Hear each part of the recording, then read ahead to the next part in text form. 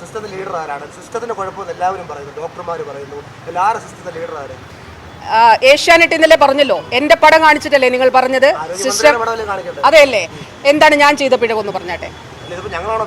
അല്ല, നിങ്ങളാണല്ലോ കാർഡ് കൊടുത്തേ. അപ്പൊ ഞാൻ ചെയ്ത പിഴവ് നിങ്ങളൊന്ന് പറഞ്ഞാട്ടെ. അല്ല, എന്റെ ചോദ്യം എനിക്ക് എന്നോട് നിങ്ങൾ 100 ചോദ്യം ചോദിക്കുമ്പോൾ എനിക്കൊരു ചോദ്യം ചോദിക്കാനുള്ള ഇതില്ലേ? അല്ല ഞാൻ ചോദിച്ചത് ഞാൻ ചെയ്ത പിഴവ് എന്താണെന്ന് പറഞ്ഞാട്ടെ.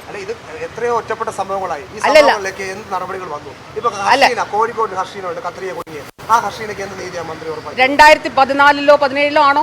അതിൽ തർക്കമുണ്ടോ? തർക്കമല്ലല്ലോ മാഡം. അല്ല ഞാൻ ചോദിക്കട്ടെ, ആണോ? അതിൽ സംശയമുണ്ടോ? സംശയം ഇല്ലല്ലോ. UDF-ന്റെ കാലത്തും ആകാം എന്നുള്ളതാണ്. പക്ഷേ എന്ന് ഡോക്ടേഴ്സ് പറഞ്ഞു. പക്ഷെ ഞാൻ പറഞ്ഞു ഹർഷീന പറയുന്നത് വിശ്വസിക്കുന്നു.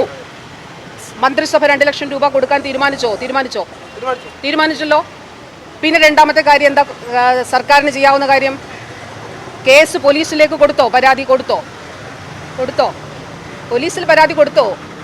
ഹർഷീനയുടെ കേസിൽ ഇത് പോലീസിലേക്ക് കൊടുത്തോ? പറഞ്ഞോളൂ. അല്ല, ഒരു വെയിറ്റ് പറഞ്ഞാട്ടെ അങ്ങ്.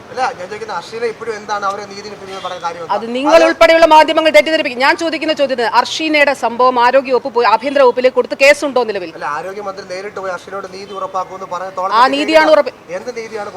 ആ നീതിയാണ് തിരിച്ചു വന്നിട്ട് 2 ലക്ഷം രൂപ മന്ത്രിസഭ തീരുമാനിച്ച സമാശ്വാസം, ആദ്യ സമാശ്വാസം എന്നുള്ള നിലയിൽ കൊടുത്തിരുന്നോ?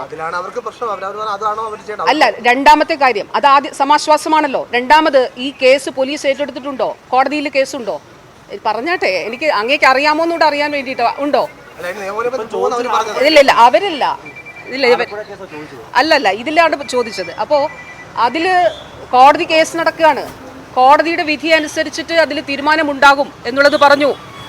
അത് ഏത് വ്യക്തിയാണെങ്കിലും, ഈ ഒരു ഡോക്ടേഴ്സും ഒരു ആരോഗ്യ പ്രവർത്തകരും അവർ സർജിക്കൽ പ്രൊസീജിയേഴ്സ് ചെയ്യുമ്പോൾ കൃത്യമായിട്ട് തന്നെ ചെയ്യണം. സാധാരണക്കാർക്ക് ഒരു കാരണവശാലുള്ള പിഴവുകൾ ഉണ്ടാകാൻ പാടില്ല. അങ്ങനെ പിഴവുണ്ടായാൽ മുഖം നോക്കാതെ നടപടിയെടുക്കും. സാധാരണക്കാർ വിഷമിക്കാൻ പാടില്ല.